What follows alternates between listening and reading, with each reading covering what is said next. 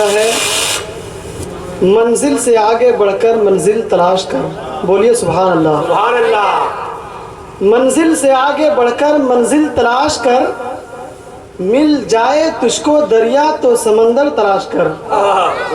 منزل سے آگے بڑھ کر منزل تلاش کر، مل جائے تجھ کو دریا تو سمندر تلاش کر. اور ہر شیشہ ٹوٹ جاتا ہے پتھر کی چوٹ سے، ہر شیشہ ٹوٹ جاتا ہے پتھر کی چوٹ سے. شیشہ ہی ٹوٹ جائے وہ پتھر تلاش کر، شیشہ ہی ٹوٹ جائے وہ پتھر تلاش کر. حضرات گرامی، اور آگے شاعر کہتا ہے کہ سجدوں سے تیرا کیا ہوا صدیاں گزر گئی، سجدوں سے تیرا کیا ہوا صدیاں گزر گئی. دنیا تیری بدل دے وہ سجدہ تلاش کر، دنیا تیری بدل دے وہ سجدہ تلاش کر. اور ہر شخص جل رہا ہے عداوت کی آگ میں، ہر شخص جل رہا ہے عداوت کی آگ میں. اس آگ کو بجھا دے وہ پانی تلاش کر، اس آگ کو بجھا دے وہ پانی تلاش کر. حضرات گرامی، بڑی تیزی کے ساتھ ہم آپ کے سامنے جس آیت مقدسہ کے تلاوت کرنے کا شرف حاصل کیا ہے، میں آپ کے سامنے کچھ دیر آپ کے سامنے رہوں گا. اگر آپ میری کوئی شخص میری بات کو سن کر اگر اپنے دل میں بیٹھا لیا تو میں سمجھوں گا اللہ نے یہ میری بات کو قبول فرما لیا. حضرات گرامی، اللہ رب العزت ارشاد فرماتا ہے قُلْ هَلْ يَسْتَوِي الَّذِينَ يَعْلَمُونَ وَالَّذِينَ لَا يَعْلَمُونَ، کہ محبوب آپ فرما دیجئے کہ کیا جاننے والے اور نہ جاننے والے برابر ہیں. حضرات گرامی، اس سوال کو میں اگر آپ کے سامنے پیش کروں کہ کیا علم والے اور بے علم برابر ہیں، تو آپ کہیں گے ہرگز نہیں. ہے کہ نہیں؟ بولیں گے نہیں کہ علم والے اور بے علم والے برابر نہیں ہو سکتے، کیونکہ علم ایک روشنی ہے اور جہل ایک تاریکی ہے. روشنی اور تاریکی کبھی برابر نہیں ہو سکتی. علم ایک روشنی ہے، علم ایک اجالا ہے اور جہل ایک اندھیرا ہے. اجالا اور اندھیرا کبھی برابر نہیں ہو سکتا. علم او دولت ہے جو کبھی کم نہیں ہو سکتا. علم او دولت ہے جس کو چرایا نہیں جا سکتا. علم او خزانہ ہے جو کبھی گھٹائے نہیں گھٹ سکتا، کیونکہ علم ہی سے انسان والدین کی مراتب کو پہچانتا ہے. علم سے انسان دوسرے کو ادب کرنا سیکھتا ہے. علم ہی سے انسان مفکر کہلاتا ہے. علم ہی سے انسان مدبر کہلاتا ہے. علم ہی سے انسان دانشور کہلاتا ہے. علم ہی سے انسان مفتی کہلاتا ہے. علم ہی سے انسان شریعت مصطفیٰ کو پہچانتا ہے. علم ہی سے انسان حدیث مصطفیٰ کو پہچانتا ہے. اور مجھے کہہ لینے دیا جائے، جب کوئی شخص علم کی زیور سے آراستہ ہو جاتا ہے تو وہ اپنے رب کو پہچانتا ہے، اپنے رب کو پہچانتا ہے. اس لیے علم بے پناہ ضروری ہے. علم وہ دولت ہے جس نے حضرت سلیمان علیہ السلام کو پوری دنیا کا بادشاہ بنایا. بولیے سبحان اللہ. علم وہ دولت ہے جس نے حضرت یوسف علیہ السلام کو مصر کی قید سے چھڑا کر مصر کا بادشاہ بنایا. حضرات گرامی، علم بہت ہی اہم ہے. علم انسان کو شعور زندگی عطا کرتا ہے. علم انسان کو جینے کا سلیقہ عطا فرماتا ہے. علم انسان کو طریقے زندگی عطا فرماتا ہے. ان پڑھ انسان، بے علم انسان، جاہل انسان ایک انسان سے زیادہ بدتر زندگی گزارتا ہے. اس لیے اگر کوئی شخص ترقی کرنا چاہتا ہے تو علم کے بغیر ترقی نہیں کر سکتا. علم کے بغیر عروج حاصل نہیں کر سکتا. علم کے بغیر اقتدار کو حاصل نہیں کر سکتا. ہزاروں سال سے عبادت کرنے والے فرشتے جس وقت حضرت آدم علیہ السلام کے سامنے جھکے تھے تو اس وقت معلوم ہے حضرت آدم علیہ السلام کے پاس ایک وقت کا سجدہ نہیں تھا، ایک وقت کی ظاہری طور پر رکوع نہیں تھا، ایک وقت کی عبادت نہیں تھی.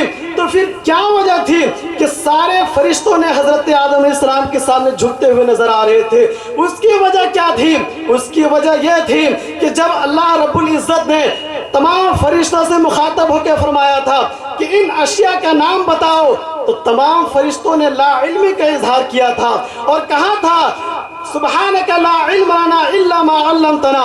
لیکن جو ہی اللہ رب العزت نے حضرت آدم علیہ السلام کو فرمایا کہ بتاؤ ان اشیاء کا نام کیا ہے؟ تو حضرت آدم علیہ السلام نے تمام اشیاء کا نام بھی بتایا اور اس کا استعمال بھی بتایا۔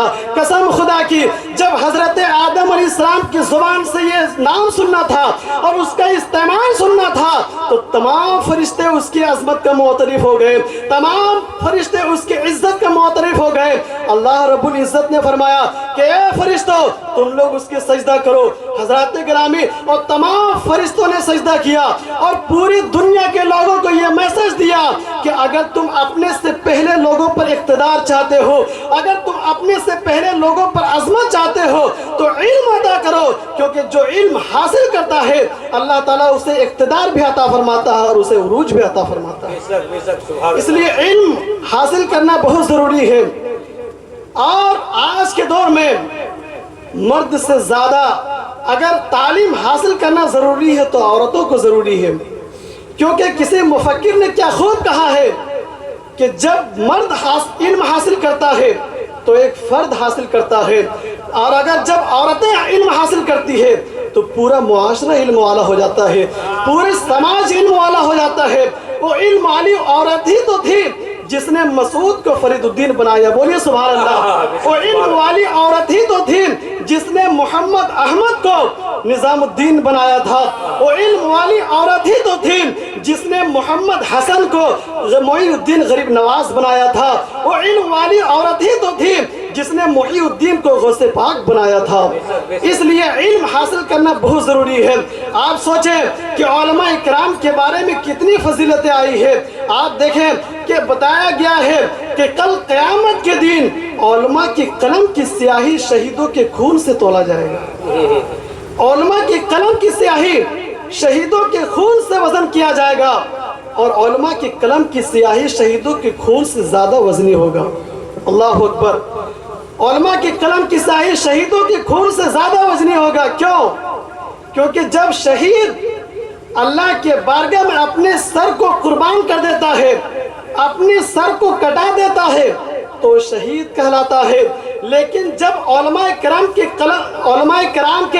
قلم کی جب سیاہی نکلتی ہے تو قیامت تک کے لیے مشعل راہ ہوتی ہے۔ علماء کرام کی جب قلم کی سیاہی نکلتی ہے تو مشکات شریف کا وجود ہوتا ہے۔ علماء کرام کے قلم کی سیاہی نکلتی ہے تو ترمذی شریف کے وجود میں آتی ہے۔ علماء کرام کے قلم کی جب سیاہی نکلتی ہے تو بخاری شریف کا وجود ہوتا ہے۔ علماء کرام کی جب قلم کی سیاہی نکلتی ہے تو قوم کو فتاوی رضویہ کا تحفہ ملتا ہے۔ علماء کرام کی جب قلم کی سیاہی نکلتی ہے تو ثبوت علم غیب پر الدولۃ المکیہ کا تحفہ ملتا ہے۔ یہی وجہ ہے کہ علماء کرام کی قلم کی سیاہی شہیدوں کے خون سے زیادہ وزن ہوگا۔ اس لیے حضرات گرامی بس میں اپنے تقریر کو یہی ختم کرنا چاہتا ہوں اور یہ میسج دینا چاہتا ہوں کہ اپنے بچوں کو عالم دین بنائیں، اپنے بچوں کو حافظ قرآن بنائیں، اور جو اللہ کے رسول نے فرمایا کہ العلماء ورثۃ الانبیاء، علماء جو ہے انبیاء کے وارث ہیں، اس کے مستحق اپنے اولاد کو بنائیں۔ وما علینا الا البلاغ۔ السلام علیکم ورحمۃ اللہ۔